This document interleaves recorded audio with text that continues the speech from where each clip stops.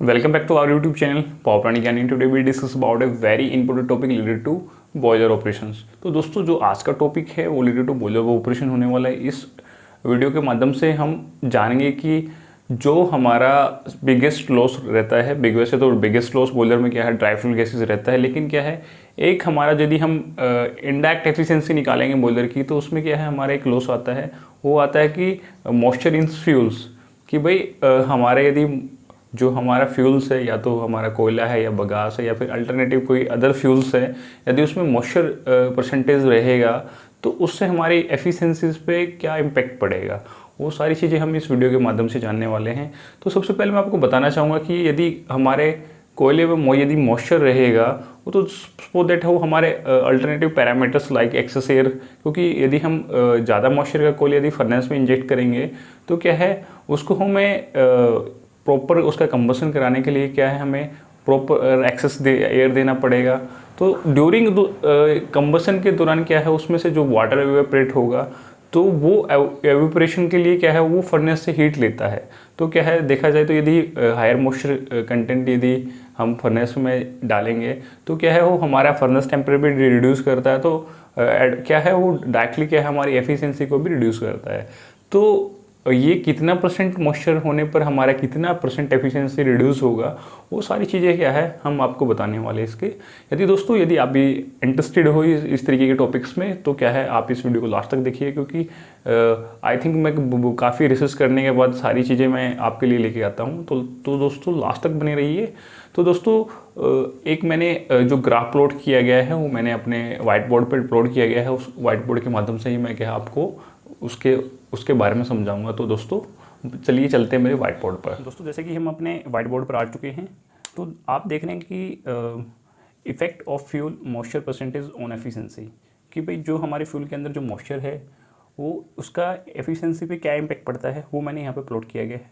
मेरे क्या है एक्स एक्सिस पे क्या है मैंने मॉइस्चर परसेंटेज लिया है और वाई एक्सिस पे मैंने क्या है एफिशिएंसी लिया है। और जो ग्राफ प्लॉट किया गया है वो है हमारा जो हमारा हक्स फ्यूल है, कोल है, वुड है, लिग्नाइट है। तो इनके रिस्पेक्टिव में मैंने क्या है जो मॉइस्चर वर्सेस एफिशिएंसी दिखाया गया है वो मैंने प्लॉट किया गया है यहाँ पे। तो दोस्तों सबसे पहले क्या है यहाँ पे मैंने क्या है ब्लैक में क्या मैंने हक्स फ्यूल लिया है, जिसका क्या है एज पर रिसीव बेसिस क्या जीसीवी है इसका 3200 है। तो क्या है इसकी मैक्सिमम यदि देखो यदि इसमें 0% मॉइस्चर रहेगा तो हमारे कहीं ना कहीं जाके यहाँ पे देखो आप 70 है तो एटलीस्ट ये क्या है यहाँ पे 73% एफिशिएंसी इसकी हमें मिलेगी।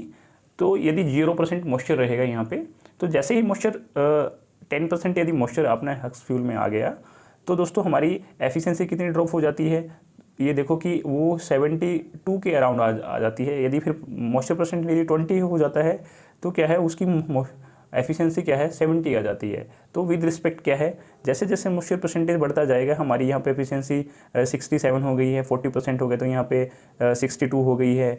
ऐसे ही हमारी जो 50% यदि मॉइस्चर हो गया तो देख लो कितना बड़ा इम्पैक्ट है। यहाँ पे क्या है 50% यदि मॉइस्चर होगी तो आपको सिर्फ एफिशिएंसी क्या है दोस्तों 56 के अराउंड आपको एफिशिएंसी मिलेगी। यदि फर्दर 60% यदि मॉइस्चर है तो कई बार क्या है मॉइस्चर का कई बार क्या है प्लांट्स में गीली लकड़ी आ जाती है, बिल्कुल जैसे कि जस्ट कटिंग करके थ्रू क्या है सीधा डायरेक्टली वो प्लांट में सेंड कर देते हैं। तो देखा जाए तो देखो एफिशिएंसी उससे कितनी मिलेगी ओनली 45 to 47 के राउंड में क्या है उससे यदि आप ये इस तरीके यदि गीला हक्स वगैरह यूज़ करोगे तो क्या है आपकी एफिशिएंसी क्या है आपको सिर्फ only 45। In the case of most of क्या है हक्स क्या है दोस्तों ऑलमोस्ट सूखा ही आता रहता है। तो बट यदि आपने उसको कोल जो फ्यूल हैंडलिंग यदि प्रॉपर नहीं किया गया, आपने उसको साइड के नीचे नहीं रखा तो बारिश आ गई या फिर अदर कहीं से पानी स्पिज हो गया तो क्या है एट दैट परसेंट क्या है मॉइस्चर उसमें आ जाता है। तो क्या है आप देख ही सकते हैं कि यदि इतना परसेंट मॉइस्चर रहेगा तो एफिशिएंसी पे क्या इम्पैक्ट पड़ेगा, ये जो हमारा हक्स फ्यूल है।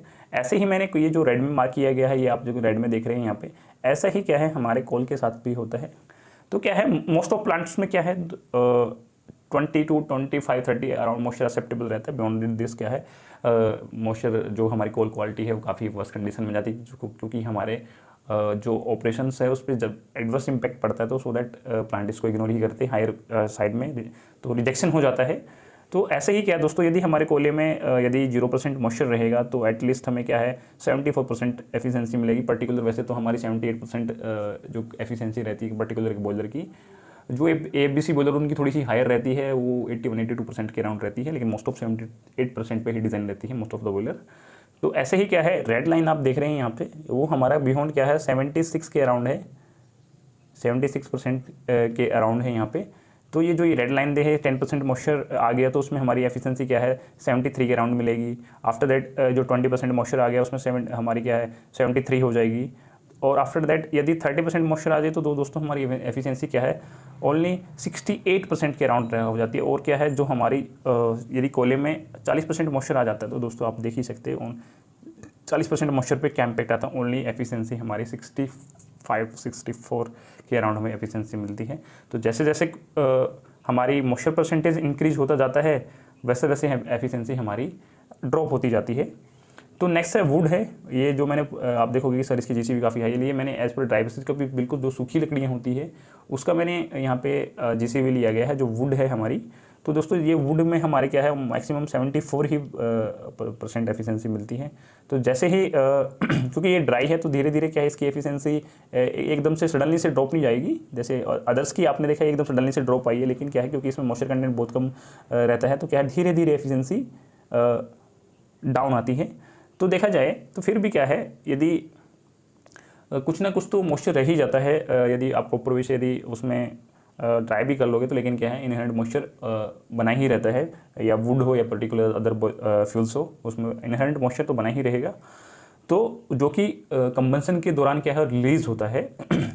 तो देखिए इसके रिस्पेक्ट में भी ऐसा ही है, 20% पे यदि मॉइस्चर आ गया है उसका एफिशिएंसी क्या है 71 के अराउंड ही बचता है। और जैसे मॉइस्चर परसेंट इंक्रीज हो जाता है वो क्या है 67-68 के अराउंड आ जाता है। तो विद रिस्पेक्ट ऐसा ही क्या है दोस्तों हमारे जो लिग्नाइट फ्यूल है ऐसे ही यहाँ पे है जो हमारा लिग्नाइट फ्यूल है इसकी 75% है। ये एज पर इश्यू बेसिस मैंने इसकी 48 हो रही है, थोड़ा सा इसके अराउंड ही रहता है 4600 के अराउंड 4800 के अराउंड क्या है ये रहता है।